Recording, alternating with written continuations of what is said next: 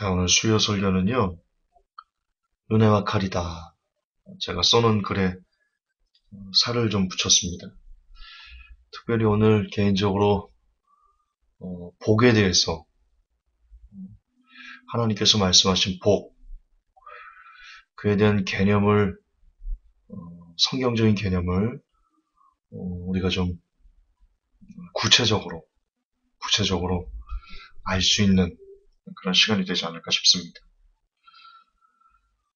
누가복음 1장 28절부터 42절까지, 그리고 누가복음 2장 34절, 35절까지 오늘의 본문인데요. 같이 읽겠습니다. 그에게 들어가 가로되 은혜를 받은 자여 평안할지어다. 주께서 너와 함께 하시도다 하니 처녀가 그 말을 듣고 놀라 이런 인사가 어찌함인고 생각하매 천사가 일러 가로되 마리아여 무서워 말라. 내가 하나님께 은혜를 얻었느니라. 보라 내가 수태하여 아들을 낳으리니 그 이름을 예수라 하라. 엘리사벳이 마리아의 문안함을 들으며 아이가 복중에서 뛰노는지라. 엘리사벳이 성령의 충만함을 입어 큰 소리로 불러 가로되 여자 중에 내가 복이 있으며 내 태중의 아이도 복이 있도다. 누가복음 2장 34절 35절 시몬이 저에게 축복하고 그 모친 마리아에게 일러 가로되 보라 이 아이는 이스라엘 중 많은 사람의 패하고 흥함을 위하며 비방을 받는 표적되기 위하여 세움을 입었고 또 칼이 내 마음을 찌르듯 하리라. 이는 여러 사람의 마음의 생각을 드러내려 함이니라 하더라. 제가 서두에 글을 이렇게 써놨죠. 하나님께서 생각하시는 복과 우리가 생각하는 복이 참 다른 것 같다.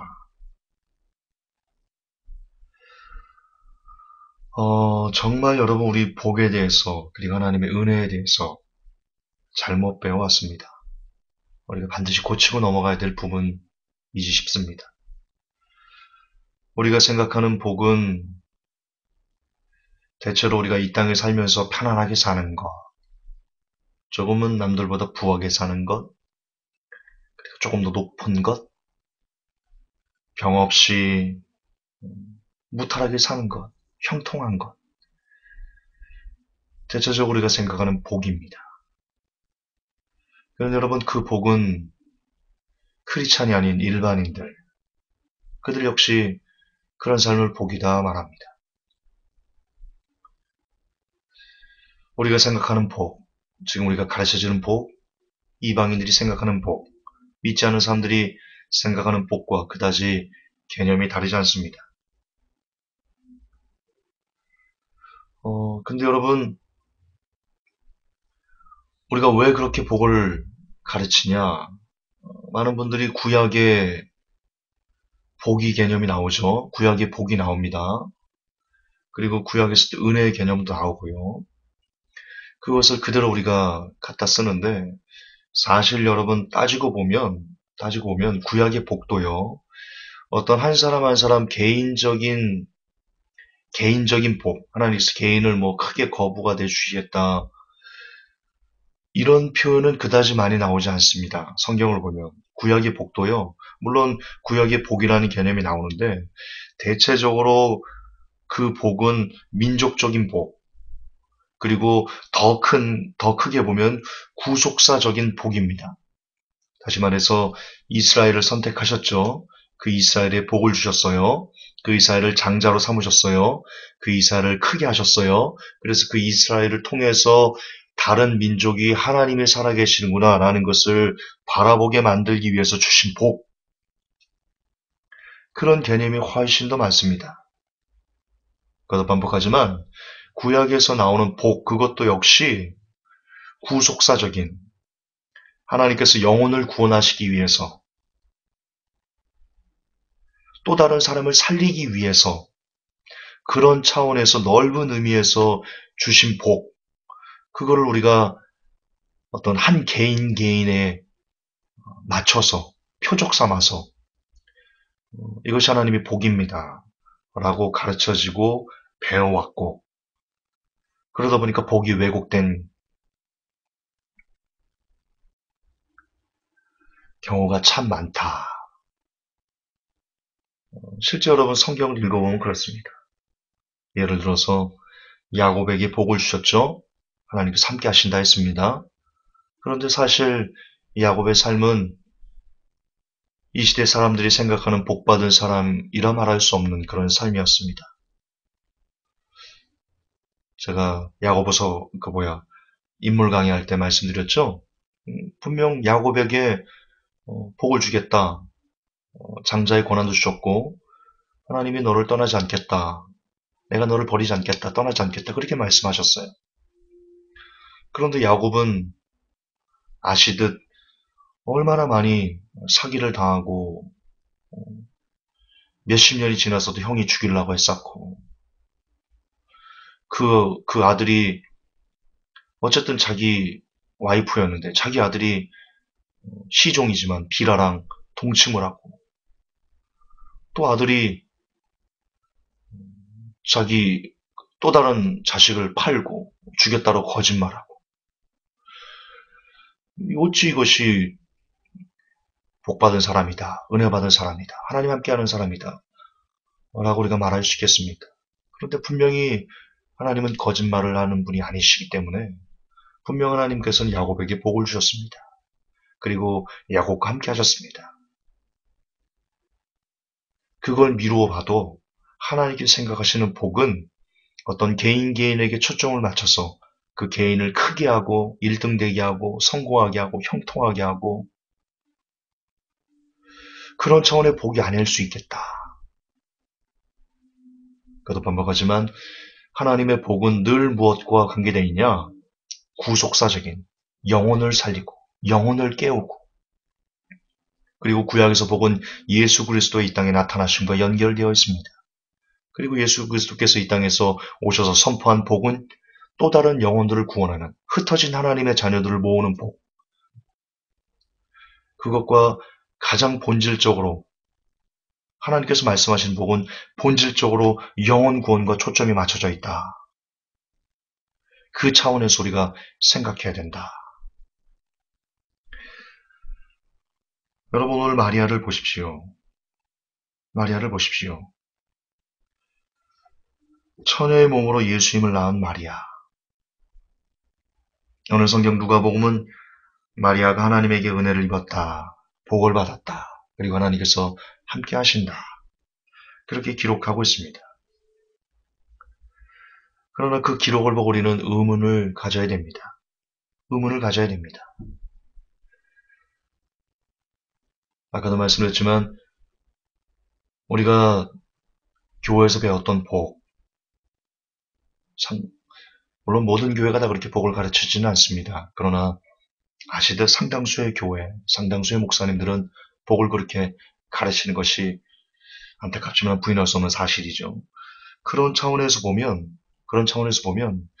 마리아에게 있었던 일들, 그것을 과연 복이라고 생각할 수 있을까? 다시 볼게요. 누가복음 1장 28절에 그에게 들어가 가로되 은혜를 받은 자여 평안할지어다. 주께서 너와 함께 하시도다. 그렇게 마리아에게 천사가 얘기했습니다. 또한 엘리사벳은 성령의 충만해서 이렇게 얘기했습니다. 큰 소리로 불러 가로되 여자 중에 내가 복이 있다. 복이 있다. 그런데 우리는 마리아의 삶을 알고 있습니다. 마리아는 예수님 때문에 아주 큰 아픔을 겪었던 그런 여인입니다.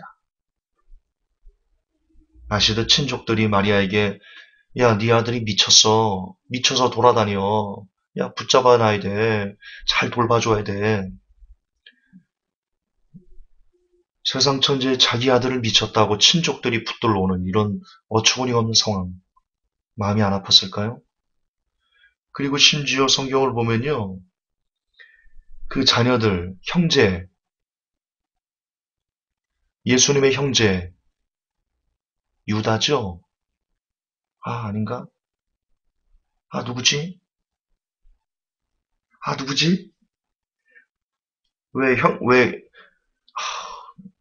예, 예수님의 동생들도 예수님을 깔보고 비웃고 그랬습니다. 어머니에게 얘기 안 했을까요? 마리아에게? 엄마, 엄마, 형 좀 어떻게 해봐. 형 좀 어떻게 해봐.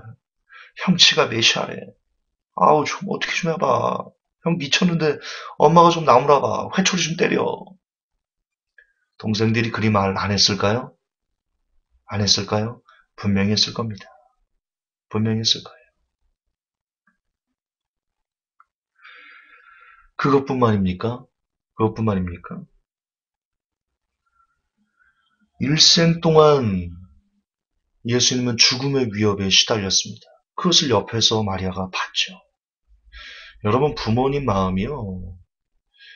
자녀가 생명의 위협을 느끼면서 왜 만날 때마다 유대인들이 돌로 치려고 했었거든요. 이스라엘의 사형 제도는 그 당시 돌로 쳐서 죽이는 거였습니다. 그러니까 툭 하면 죽이려고 하고 그걸 어머니가 옆에서 지켜보면서 마음이 얼마나 애달팠을까요? 여러분, 공치사가 아니고요. 저도 생명의 위협을 많이 느꼈습니다. 설계하면서. 뭐, 찢어 죽여서 창자를 꺼내서 쓸어먹는다는 별 얘기도 막. 근데 그거를 저희 어머니가 봤어요. 어머니가 봤어요.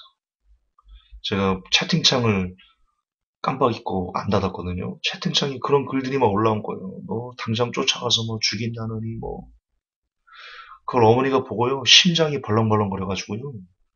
잠을 못 주무셨답니다. 잠을 못 주무셨대요. 그게 어머니 마음이잖아요. 저희 어머니는 한 번 봤어요. 한 번. 근데 여러분 예수님은 달라요. 저는 그래도 말로만 그랬지 직접적으로 누가 칼 들고 쫓아온 적도 없고. 근데 예수님은 달라요. 예수님은 실질적으로 유대인들이 돌로 들어서 치려고 했고요. 낭떠러지로 밀어 떨어뜨리려고 했고요. 실질적인 살해 위협을 무수히 많이 겪으면서 예수님은 지나셨어요. 그거를 마리아가 옆에서 다 봤다니까요. 어머니가.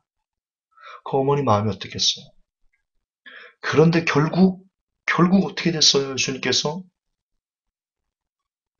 예수님께서 어떻게 돌아가셨는지 아시죠? 제가 예수님 역사다 강의하면서 예수님의 고통에 대해서 가시관과 창에 찔리고 못 박히고 이런 부분들에 대해서 혈안증 나오고 강의했던 거 기억나시죠? 마리아가 그걸 다 봤어요. 어머니가 그걸 다 봤어요. 얼마나 끔찍하게 처참하게 자기 자식이 죽는데. 그리고 마지막에는 어머니가 보는 앞에서 온몸이 다 벌거벗겨진 채 속옷을 통으로 짰지 않습니까? 우리처럼 메리아스 입고 팬티 입고 그런 거 아니에요. 속옷을 통으로 짰어요. 그냥 벗으면 그냥 다 벗겨지는 거예요. 그 당시 옷은. 예수님께서 완전히 벌거벗겨진 채로 어머니 앞에서 처참하게 그렇게 십자가에 달려 돌아가셨어요. 그때 그 마리아의 마음이 어땠을까? 야, 이거는 경험해보지 못한 사람은요, 절대로 이해할 수 없어요. 그 아픔을 누구도 자녀 때문에 아픔을 겪은 여인 중에 아마 고금을 통틀어 마리아만큼 찢어지는 아픔을 겪은 사람도 없을 겁니다. 그런데 하나님은, 그런데 하나님은 이런 마리아에게 뭐라고 말씀하셨다고요? 내가 함께 할게. 내가 너와 함께 할게. 내가 내게 복을 줄게. 너 은혜 받은 여자요. 그렇게 말씀하신다니까요. 이게 우리가 생각하는 복,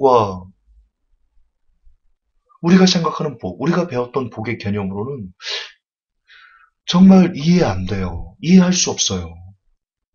뭔가 다른 거예요. 뭔가 틀린 거예요. 무언가는 틀린 거예요. 우리가 배웠던 복의 개념이 틀렸던가 아니면 하나님이 거짓말하고 계시는 건가. 둘 중에 하나는 같지 않아요. 달라요. 둘 중에 하나는 틀렸어요. 그런데 여러분, 하나님이 틀렸을 리 만무해요. 그분은 인간이 아니시잖아요. 인생이 아니시니 시건치 않으시는데요. 그분은 회전하는 그림자도 없으신데요. 그분은 사람의 머리털까지 세시는 분이신데요. 그분은 온 우주 만물을 만드신 창조주신데요. 그런데 그분이 틀릴 일 있나요? 우리가 틀렸죠. 그래요. 우리가 배운 복, 우리가 가르쳤던 복, 우리가 배웠던 은혜, 우리가 배웠던 은혜, 우리가 가르쳤던 은혜, 그 개념이 틀린 거예요. 그게 틀린 거예요.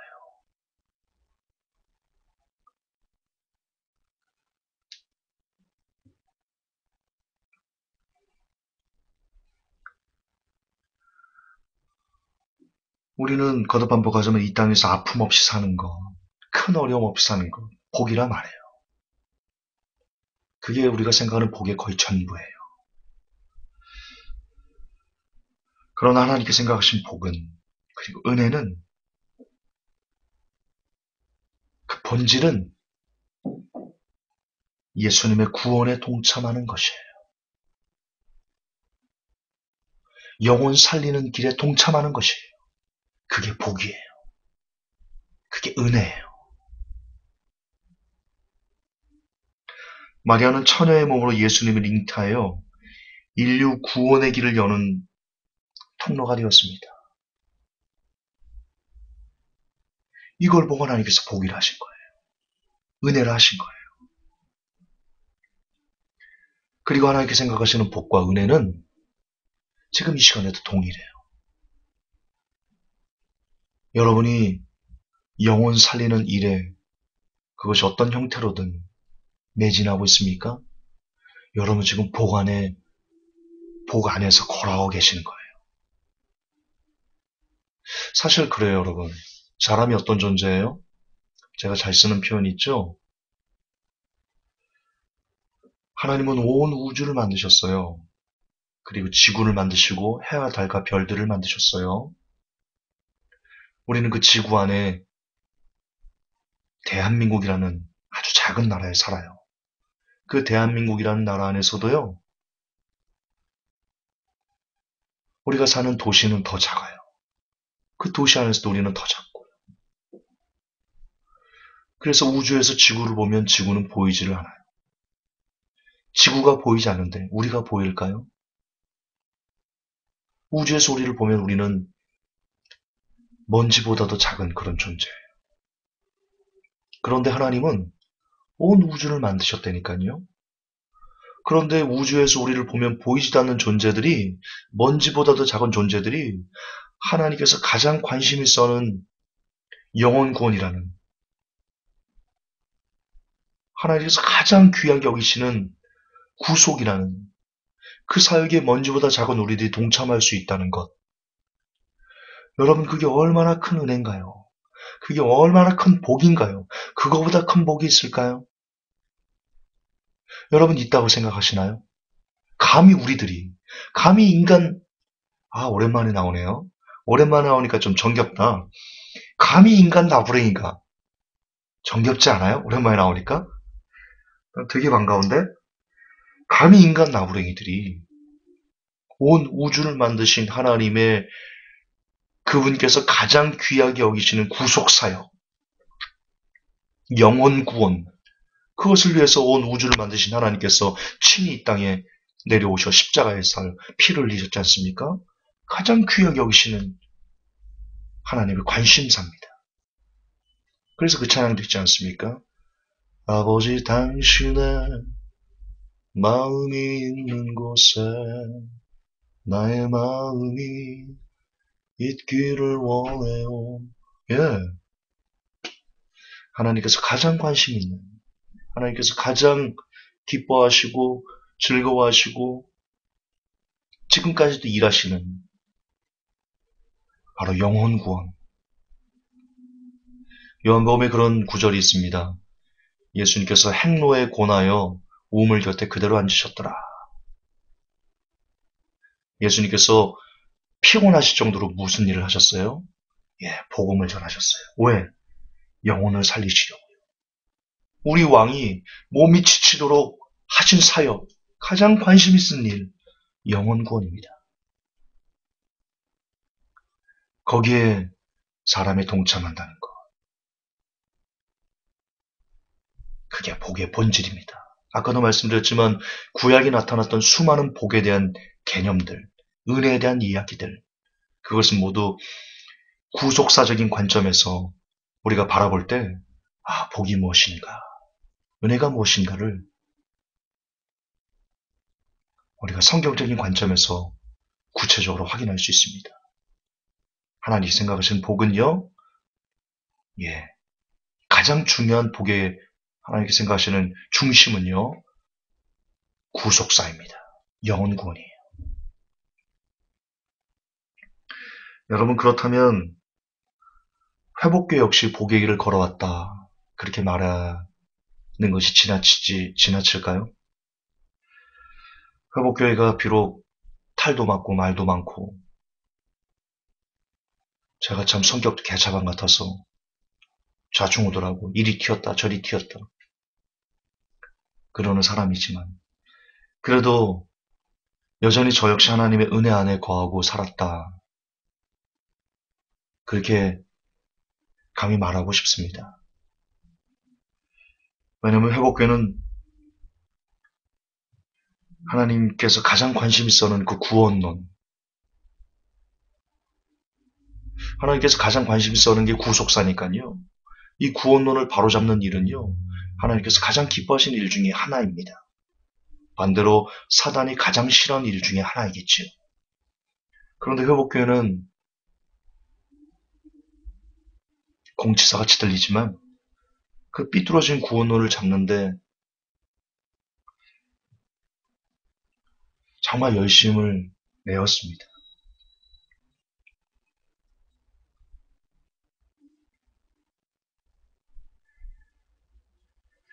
그리고 그 대가는 아픔이었습니다. 비록 마리아만큼은 아니었지만 회복교회도 그동안 참 큰 아픔을 겪으며 지난 세월을 보냈습니다.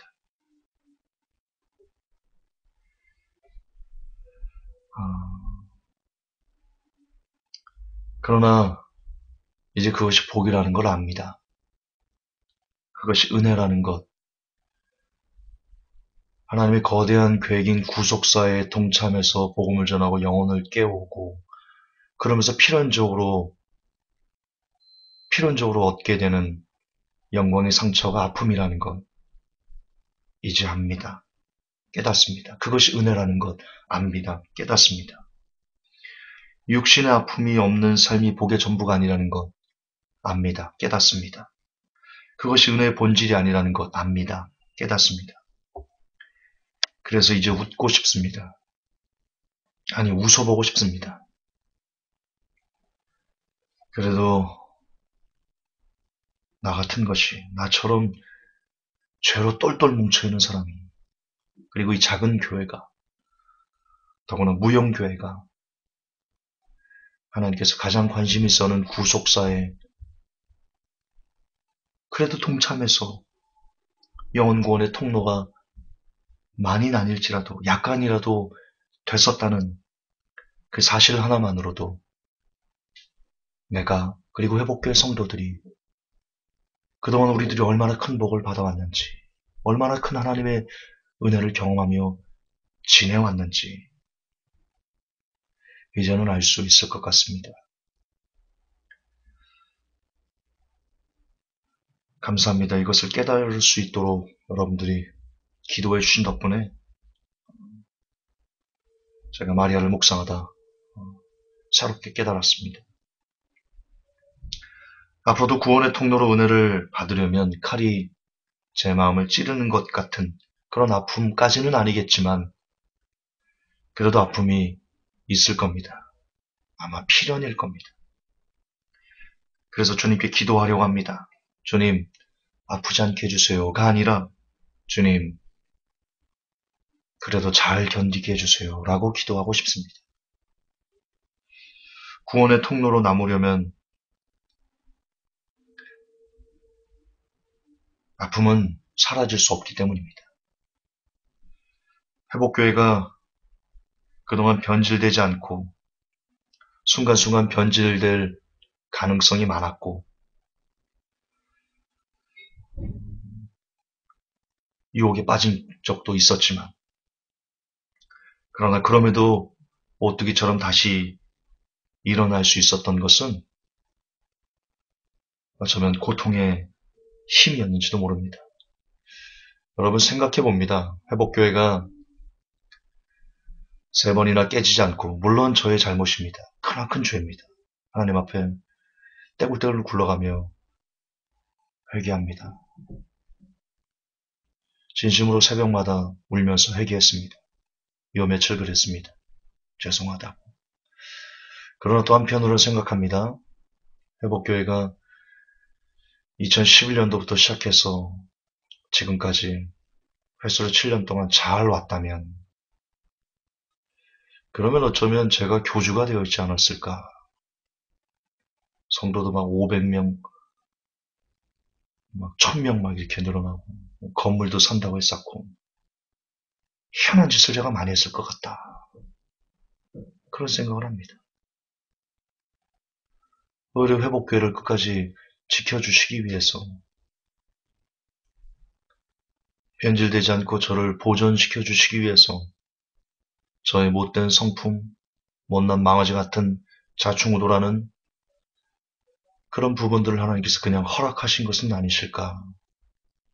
그런 생각도 가끔은 합니다. 그렇습니다. 다시 강조하지만 회복교회가 변질되지 않고 끝까지 남을 수 있는 힘은 어쩌면 고통인지 모릅니다. 그래서 앞으로도 하나님 옆에 고통이 사라지게 해주세요라고 기도하지 않을 겁니다. 그런 기도 안 할 겁니다. 그건 되어지지 않는 기도를 가능성이 높으니까요. 저는 차라리 많이 아파서, 지금보다 더 많이 아파서 변질되지 않고 끝까지 주님 옷자락만 붙들고 살아남는 그쪽을 택하고 싶습니다. 여러분도 그랬으면 좋겠습니다. 평안이 꼭 좋은 것만은 아닙니다. 아무런 힘든 일이 없는 것이 꼭 우리 영에 유익한 것만은 아닌 것 같습니다. 기억합시다. 은혜는 늘 칼과 함께라는 걸 언제나 기억하는 제가, 그리고 모든 회복교회 성도들이 되시기를 우리 구주 예수님 이름으로 축복합니다. 하나님 고맙습니다. 감사합니다. 지금까지 하나님의 은혜 안에서 하나님의 복을 경험하며 살아갈 수 있게 하신 은혜 감사합니다. 무엇보다 하나님께서 가장 관심 있어 하시는 그 구속사의 대열에 감히 우리가 조금이나마 우리 그림자라도 그것에 걸쳐놓고